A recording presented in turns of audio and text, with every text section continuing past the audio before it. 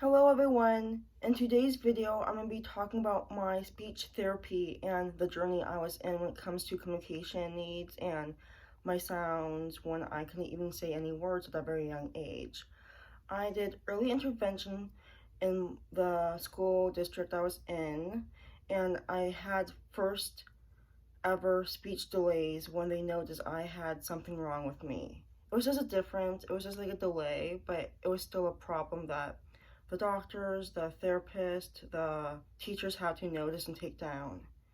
I started when I was 3 years old, and I had a service agreement, so it was just like an IP, but it's just for preschool age kids with developmental disabilities and special needs. They had to like follow plan and make sure they sign the contract because I qualified for the services at that age.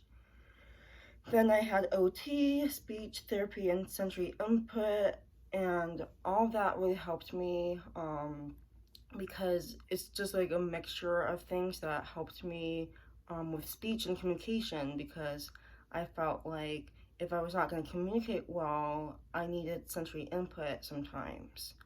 My mom made a photo book of items that I use every day. So it could be a cup, a book, crayons, markers, bed, car ride, and it was just like a photo album like this, and I could flip through the pages, and it was just pictures. So when I had communication needs and I struggled speaking, I could just point to the pictures.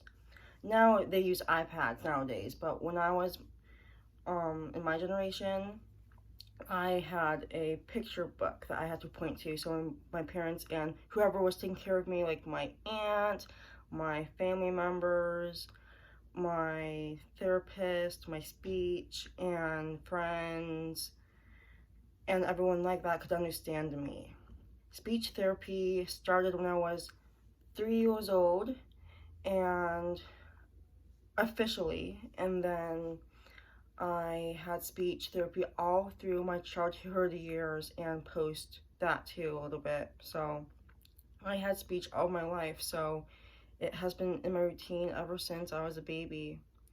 Um, and then I had, when I was after high school, I did a program through the school district I was into. It was still a free program, just like early intervention. They had services for special needs kids. It was just like that, but when they graduate high school, it was a program for adults with special needs for 3 years. So I did a combination of those. So I did have services beyond the schooling age of K through 12. So I had extra support within those years too, which I feel grateful for. Like, it really helped me in the long run. I had speech class at the community transition program once a week. It was not one-on-one because everyone needed communication needs and it was on their IP, but it was more general and not like to the person. Just like I was not pulled out to class because the speech person came in class.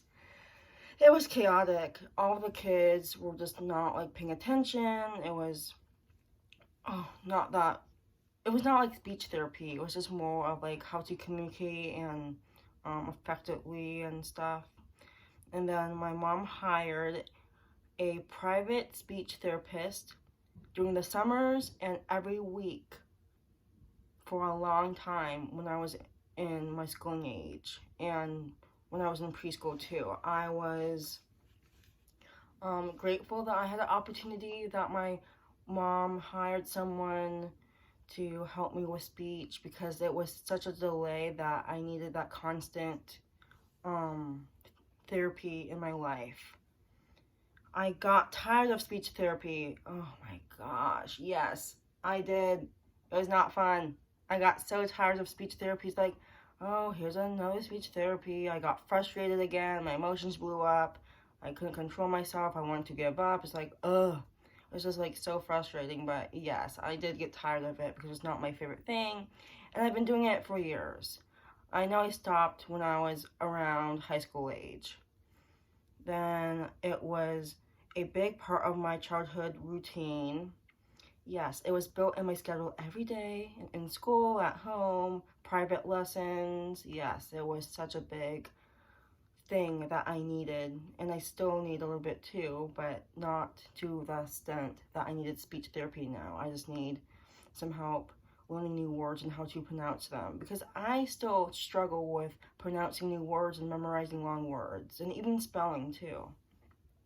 I am grateful that my speech therapy worked out. Like, I knew speech helped me in the long run. Like, I know if I didn't have any speech, any services, I'll probably be nonverbal if I didn't have any of those services or speech therapy. I know I communicate well because of the services I got, and my life coaches that help me every day when I work with them. They truly do help me communicate my needs and my wants, and just kind of handle my emotions for me too sometimes, because sometimes it's hard to manage it myself.